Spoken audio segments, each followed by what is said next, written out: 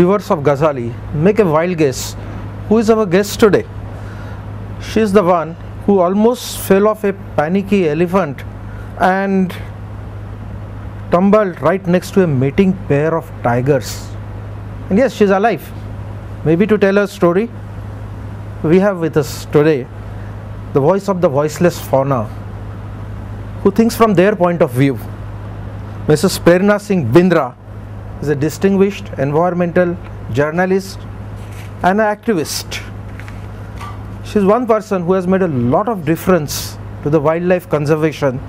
Welcome, Prerna. Thank you. Thank you for your kind introduction. Prerna, you were designated as the Ashoka change maker in 2011 in celebration of the world's most influential and inspiring women. Your name is Prerna. It has been an inspiration. How did you get this inspiration for wildlife and conservation? I think two things, rather three. My mother was very kind, and she, just by her simple deeds and action, she taught us to think beyond ourselves.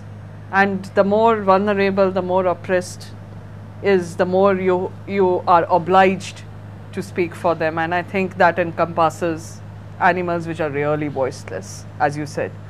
So also I used to read a lot. So a lot of books, a lot of authors influenced me, Gerald Durrell, James Herriot, Champion, etc., etc. A lot of, and that also is why I started writing, because I realized how much books can influence you, how they can inspire. You know, I would get into be in another world when I used to read Gerald Durrell. The third is, of course, animals. I had dogs at home. Not at home initially, but we used to look after the dogs outside, and we had, little kids used to around, because the word spread that I was very fond of animals. And so any bird that had fallen, a squirrel, an orphan baby squirrel, that would come to my place. So I was called the animal doctor. I don't know how successful I was. We used to feed peacocks, there were mongoose, langurs, so all of that, you know, kind of, I started watching them. Snakes, if there were snakes at home, I was more worried about the snakes. I would say nobody's going to touch them. If you leave them, they'll let it be. We used to go to Gir as well. Gir was close by, and I watched, and then, you know, I watched them. I'd seen lions in the zoo, and it was such a traumatic experience seeing them. And when I saw them in the wild, I said, no, that is wrong. This is how this should be. Prerna, since you liken yourself to an animal doctor, what is your diagnosis? The kids did. What is your diagnosis? Is our society something sick? Because I remember having read somewhere that you once watched photographs of a Bengal tiger, and you said that I am ashamed to be a human being. I am disgusted to be a human being. How did that metamorphosis? You know, there are times when one is really disgusted to be. The photograph that you mentioned has this tiger in a cage, and he's upside down, and 4 paws are tied across each, you know, bars across, and people are skinning him, spearing him, and it disgusted me. And even now when I see cruelty just for cruelty's sake, or I see what we are doing to the natural world, how we are wantonly destroying it, it disturbs me, and yes, I feel ashamed to be a human. I feel we are, but at the same time there are so many of us who fight, who inspire, who by, you know, just, I mean, we were at Mathani Baba's memorial yesterday, his memorial lecture. I mean, there are people who go beyond themselves to make the world a better place, whether in whatever field it might be. And I think, I mean, that is how I feel very, the diagnosis, and you know, I do feel very depressed. The situation is very grim, but there is hope. See, Prerna, like George Bernard Shaw said, that man is the only animal who kills for sports. No, but is it just sports? Is it just cruelty, or it is something money rackets? Why we are so inhuman to animals? So see, I don't, I mean,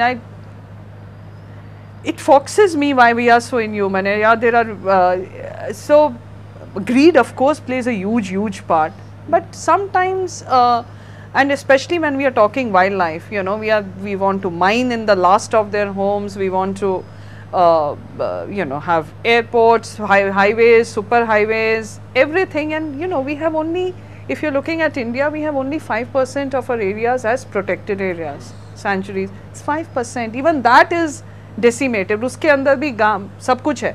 You have mines, there are dams, there are irrigation colonies, etc. But at least let those be. What is it that is motivating us? Only greed. It is, I mean, and we have to realize that these forests, these rivers, they are what feeds us.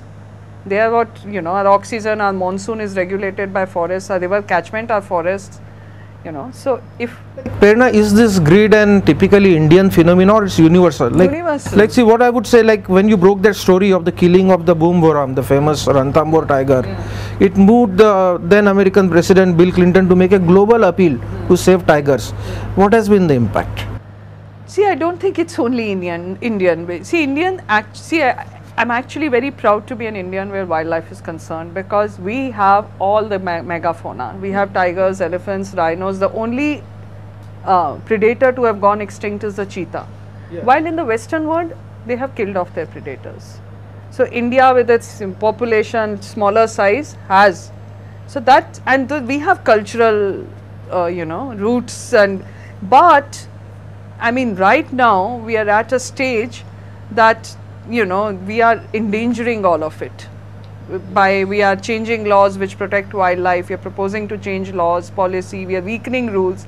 So we are bending down everything to accommodate this more and more ill development, which is ill planned, which is, we have not thought about what are the impacts, social impacts, environment impacts, wildlife impacts, water impacts, nothing.